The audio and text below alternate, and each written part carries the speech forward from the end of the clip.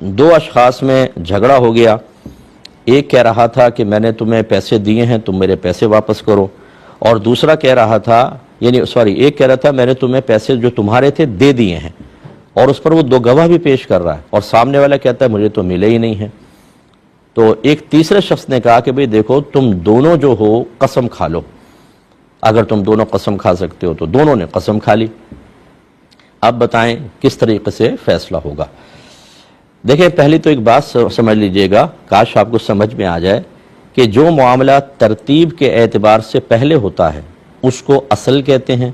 اور جو ترتیب کے اعتبار سے بعد میں ہوتا ہے اس کو خلاف اصل کہا جاتا ہے۔ جب کوئی شخص لڑکا ہو یا لڑکی، کیا وہ شادی شدہ پیدا ہوتا ہے؟ نہیں، تو ان کا غیر شادی شدہ ہونا اصل، اور پھر شادی جب کر لیتے ہیں تو یہ شادی کا معاملہ گویا کہ خلاف اصل ہے۔ اسی طریقے سے کیا ہر شخص مقروض پیدا ہوتا ہے؟ وہ IMF کے قرضے کی بات نہیں کر رہا ہوں، ویسی بات کر رہا ہوں کہ جیسے اب کوئی بچہ پیدا ہوتا ہے یا کوئی آدمی ہے تو اس نے کوئی قرض تو نہیں لیا ہوتا، تو مقروض نہ ہونا یہ اصل ہے، اور پھر بعد میں وہ قرض لیتا ہے تو یہ خلاف اصل ہے۔ اسی طریقے سے اگر میں نے کسی کا قرضہ لیا ہوا ہے تو چونکہ میں لیا ہوا میں اقرار کر رہا ہوں، یہ اب میرے لیے اصل ہوگا، اور پھر میں نے اس کو ادا کر دیا،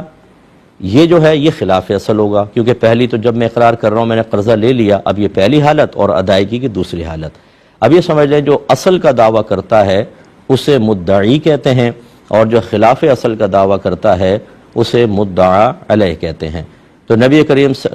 اس کو مدعا علیہ کہتے ہیں اور اس کو مدعی کہتے ہیں۔ تو سرکار نے ارشاد فرمایا کہ الیمین علی المدعی البینۃ علی المدعی والیمین علی من انکر، کہ مدعی پر گواہ لازم ہے جو خلاف اصل کا دعویٰ کر رہا ہے، اور اگر وہ گواہ پیش نہیں کر سکتا تو فرمایا پھر مدعا علیہ پر قسم ہوتی ہے۔ اب اس میں کیا ہے، دیکھیں جس نے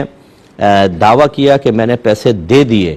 یہ خلاف اصل کا دعویٰ کر رہا ہے، کیونکہ قرض کا اقرار کر رہا ہے تو قرض کی حالت پہلے ہوئی اور ادائیگی کی بعد والی حالت، اور دوسرا کہہ رہا ہے مجھے پیسے نہیں پہنچے، تو یہ اصل کا دعویٰ کر رہا ہے اور یہ خلاف اصل کا دعویٰ کر رہا ہے۔ جو خلاف اصل کا دعویٰ کرتا ہے اس پر گواہ لازم ہوتے ہیں، اور جیسے سائل نے بتایا کہ اس کے پاس دو گواہ موجود ہیں، تو یاد رکھیں جس کے پاس گواہ موجود ہیں تو گواہوں سے فیصلہ ہوتا ہے سب سے پہلے۔ ہاں اگر اس کے پاس گواہ نہ ہوتے تو پھر اس شخص سے کہا جاتا کہ آپ